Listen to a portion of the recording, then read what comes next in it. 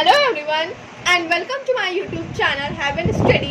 आज हम लोग क्लास 10 का इकोनॉमी का chapter second sectors of Indian economy पढ़ने वाले हैं। So let's start. Okay, so इस चैप्टर का हमारा जो टॉपिक 1 है वो है sector of economic activities. Economic activities के 3 सेक्टर होते हैं, प्राइमरी सेक्टर, सेकेंडरी सेक्टर और टर्शियरी सेक्टर।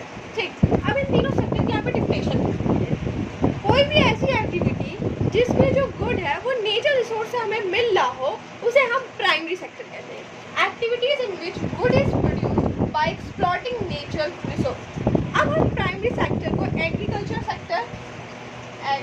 सेक्टर और साथ ही साथ रिलेटेड सेक्टर भी कहते हैं, इसके 2 नेम और। अच्छा, तो इसे हम एग्रीकल्चर सेक्टर और रिलेटेड सेक्टर भी बोलते हैं। ये जो सेक्टर है ये एक बहुत ही इंपॉर्टेंट सेक्टर होता है सिविलाइजेशन की बिगिनिंग में। जब ह्यूमन सिविलाइजेशन शुरू होता है, the beginning of human civilization, when that the primary sector is the most important sector. This is also an important point, right, that it was the most important sector since the beginning of human civilization. Understood? Primary sector के बारे में हमने क्या क्या पढ़ा कि activities जिसमें जो गुड है वो नेचर रिसोर्स से एक्सप्लॉइट किए जाते हैं, इसे हम एग्रीकल्चर सेक्टर भी कहते हैं और रिलेटेड सेक्टर भी कहते हैं।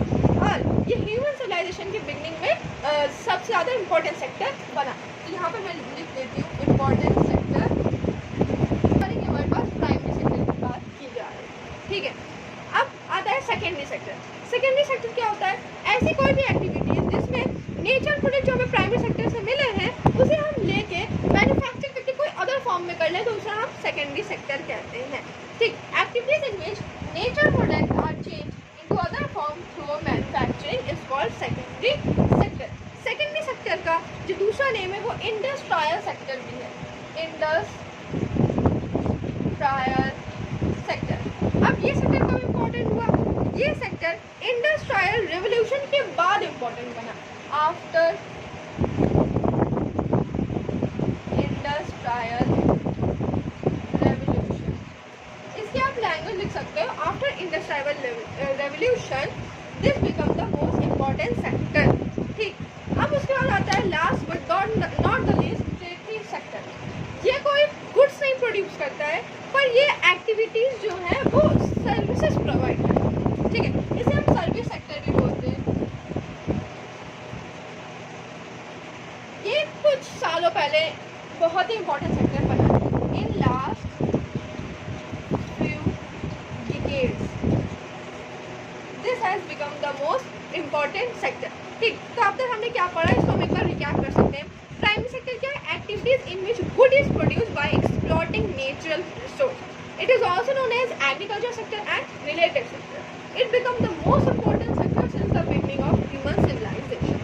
ये हमने प्राइमरी सेक्टर में पढ़ा। सेकेंडरी सेक्टर में हमने क्या पढ़ा? Activities in which natural products are changed into other form through manufacturing is called secondary sector. It is also known as industrial sector and only industrial sector. Or it became the most important sector after industrial revolution. ठीक, tertiary sector में हमने क्या पढ़ा? They don't produce any goods but these activities provide us services. It is also known as service sector and in last few decades it become the most important sectors of the following sector. ठीक, अब हम इसके examples discuss करते हैं। Now we are going to study some examples of primary sector, secondary sector and tertiary sector. Primary sector के examples में आता है agriculture, dairy, fishing, mining minerals etcetera. ठीक, तो ये हमारे कुछ है प्राइमरी सेक्टर के एग्जांपल्स। अब सेकेंडरी सेक्टर में क्या होता है कि इसमें कन्वर्ट किया जाता है नेचर रिसोर्स को मैन्युफैक्चर करके। जैसे हमारा मिल्क है, मिल्क हमें डेयरी से मिला, इसको हमने आइसक्रीम में कन्वर्ट कर दिया, तो ये हमारा सेकेंडरी सेक्टर में आ गया। ठीक, इस तरीके से कॉटन है तो वो हमें प्लांट से मिला, एग्रीकल्चर प्लांट से मिला हमें, इसको हमने क्लॉथ में कन्वर्ट कर दिया। ठीक, उसके बाद हमारा शुगर केन है, इसको हमने शुगर में कन्वर्ट कर दिया। ठीक, तो ये सब किसमें आता है? ये सब हमारा सेकेंडरी सेक्टर में आता है। टर्शियरी सेक्टर में क्या होता है? जितनी भी सर्विसेज हैं that's all are tertiary sector. देखो, ट्रांसपोर्टेशन ये हमारा एक टर्शियरी सेक्टर है। ठीक, उसके अलावा बैंकिंग हमारा टर्शियरी सेक्टर है, उसके अलावा एजुकेशन हमारा टर्शियरी सेक्टर है, रिटेल शॉप्स जो हमारी शॉप्स होती हैं वो हमारे टर्शियरी सेक्टर है। और क्या हो सकता है? डॉक्टर हमारा टर्शियरी सेक्टर है, प्लम्बर हमारा टर्शियरी सेक्टर है। टीचर हमारा टेरिटरी सेक्टर है, इन्फ्लुएंसर हमारा टेरिटरी सेक्टर है। उसके अलावा या हम यूट्यूब बना रहे हैं, वीडियोस बना रहे हैं, तो वो भी हमारा एक टेरिटरी, इसमें हमारी कोई सर्विस आ रही है तो फिर वो टेरिटरी सेक्टर है। इंजीनियर हमारा टेरिटरी सेक्टर है, ठीक। और क्या हो सकता है, और क्या हो सकता है, मैकेनिक्स हमारा टेरिटरी सेक्टर है, IAS हमारा एक टेरिटरी सेक्टर है। कोई भी पोस्ट, सिविल पोस्ट, वो हमारा एक टेरिटरी सेक्टर है। तो टेरिटरी सेक्टर मीन्स जितनी भी सर्विसेज होंगी वो सब हमारे टेरिटरी सेक्टर में आएंगे। ये बहुत सारे हो सकते हैं, एक्सेट्रा, इसमें भी बहुत सारे हो सकते हैं, एक्सेट्रा। तो प्राइमरी सेक्टर मीन्स जो हमें नेचर से मिल रहा है, एग्रीकल्चर हमारा नेचर से मिल रहा है, डेयरी हमारा नेचर से मिल रहा है, हाँ, फिशिंग हमारा नेचर से मिल रहा है, माइनिंग मिनरल्स हमें नेचर से मिल रहा है। सेकेंडरी क्या, इसी को उठा के किस चीज़ में कन्वर्ट कर दिया तो वो सेकेंडरी। मिल्क हमने आइसक्रीम में कन्वर्ट कर दिया, सेकेंडरी। कॉटन क्लॉथ में कन्वर्ट कर दिया, सेकेंडरी। शुगर कॉइन को शुगर में कन्वर्ट कर दिया, सेकेंडरी। इस तरह से बहुत एग्जाम्पल्स हो सकते हैं। इसी तरीके से हमने वो एग्रीकल्चर किया, हमने कुछ भी चीज़ मान लीजिए हमने मैंगो ग्रो किया, ठीक। अब मैंगो को हमने जूस बनाया तो वो सेकेंडरी हो गया, ठीक। इसी तरह टेरिटरी सेक्टर में जितनी भी सर्विसेज है जिससे हमें कुछ इनकम मिल रही है, जिससे हमें कोई बेनिफिट हो रहा है, वो हमारा टेरिटरी सेक्टर में आएगा। Transportation, banking, education, retail shop, doctor, plumber, teacher, influencer, engineer, mechanics, IAS, civil and many more. Understood? Now come to the point, some important points of this topic. Not second topic, but this important points. Okay? What is this? All sectors are linked or interconnected. मतलब ये एक point आ सकता है, पूछ सकते हैं कि क्या सारे सेक्टर लिंक्ड है, इंटरकनेक्टेड है? तो yes, all sector are linked और इंटरकनेक्टेड। क्यों? देखो, इसका एक एग्जांपल देते हैं। हमने एक कॉटन लिया, कॉटन ये हमारा प्राइमरी सेक्टर के अंदर आता है, ठीक। ये हमारा प्राइमरी सेक्टर के अंदर आता है, ठीक। अब इससे हमने क्या किया, इसको हम टेक्सटाइल इंडस्ट्रीज में ले गए और इसको हमने क्लॉथ में कन्वर्ट कर दिया, ठीक। तो ये जो कन्वर्जन हुआ ये हमारा सेकेंडरी सेक्टर में आता है, ये हमारा सेकेंडरी सेक्टर में आता है। अब ये जो क्लॉथ कन्वर्ट हुआ, इसे हम मार्केट ले गए ट्रांसपोर्टेशन के थ्रू, तो इसको हम मार्केट ले गए आप सेल करने के लिए। देखो इसमें ट्रांसपोर्टेशन के थ्रू ले गए, तो ये एक टेरिटरी सेक्टर हुआ। फिर वहाँ ये जाके सोल्ड होंगे तो भी एक टेरिटरी सेक्टर हो रहा है, ठीक है। कोई शॉप है तो शॉप क्या है, टेरिटरी सेक्टर में तो आती है, तो यहाँ पे आया टेरिटरी सेक्टर। यानी ये हमें समझ में आया कि ऑल सेक्टर्स आर लिंक्ड और इंटरकनेक्टेड विद ईच अदर, ठीक। इसके आप अगर आपको इससे पूछा है तो ये जो मैंने आपको ऐसे फ्लो में बताया है इसको आप लिख सकते हो। For example, cotton from the cotton plant primary sector is converted into textile industry through secondary sector and reach the market through the mean of transportation and sold there is territory sector. तो इस तरीके से आप लिख सकते हो इसको। Video का GDP क्या होती है? ये एक वैल्यू होती है फाइनल गुड एंड सर्विस की, जो एक कंट्री में एक पर्टिकुलर ईयर में प्रोड्यूस की गई है। तो इसकी डेफिनेशन लिख सकते हैं, GDP is the value goods and services produced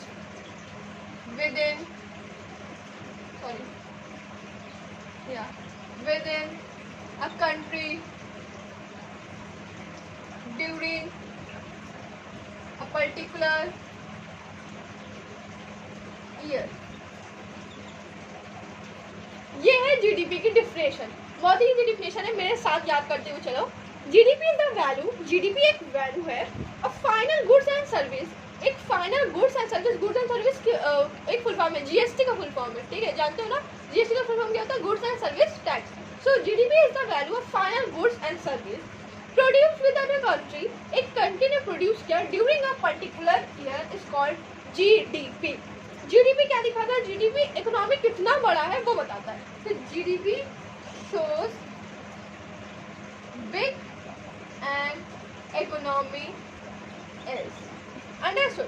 अब इंडिया में जीडीपी कौन कैलकुलेट करता है? अगर हम अपनी इंडिया की बात करें तो जो जीडीपी है is calculated by central government minister, central government ministry. India में ये हमारी जीडीपी कैलकुलेट है। सारे इंपॉर्टेंट पॉइंट्स में लिख रही हूँ, उसे कॉपी में नोट करते हुए चलना, ठीक है। अब जीडीपी कैलकुलेट कैसे किया जाता है, कैसे पता करेंगे कि ये हमारा टोटल जीडीपी है, टोटल जीडीपी है। तो उसके लिए हम क्या करेंगे, जो हमारी प्राइमरी सेक्टर की जीडीपी है उसको लेंगे, फिर जो हमारी सेकेंडरी सेक्टर की जीडीपी है उसको लेंगे, देन हमारी जो टेरिटरी सेक्टर की जीडीपी है उसको लेंगे। तो ये हमारा क्या होता है, टोटल जीडीपी इस तरीके से कैलकुलेट होता है, ठीक। हमने जीडीपी में क्या क्या पॉइंट पढ़े, लेट रिवाइज। देखो, जीडीपी का जो फुल फॉर्म होता है वो ग्रॉस डोमेस्टिक प्रोडक्ट होता है, याद कर लो। जीडीपी का full form gross domestic product है। जीडीपी की डिफिनेशन क्या होती है, जीडीपी जो है वो एक फाइनल गुड एंड सर्विसेज की वैल्यू है जो एक कंट्री एक पर्टिकुलर ईयर में प्रोड्यूस करती है, ठीक। जीडीपी शो करता है इकोनॉमी कितना बड़ा है, ठीक।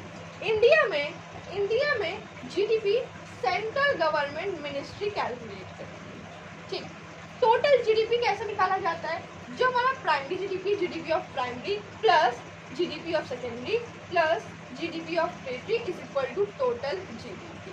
अंडरस्टूड। जीडीपी में हमने क्या क्या पॉइंट पढ़े उसको एक बार फिर से रिकैप करो। जीडीपी का फुल फॉर्म क्या है, ग्रॉस डोमेस्टिक प्रोडक्ट। जीडीपी की डिफिनेशन क्या है कि GDP is the value of final goods and services produced with in a country during a particular year. GDP shows how big economy is. India में कैसे GDP calculate होता है, in India GDP is calculated by central government ministry. ये हो गया ministry, ठीक। Total GDP क्या होता है, GDP of primary sector plus GDP of secondary sector plus GDP of tertiary sector is equal to total GDP. Now our topic 1 is finished.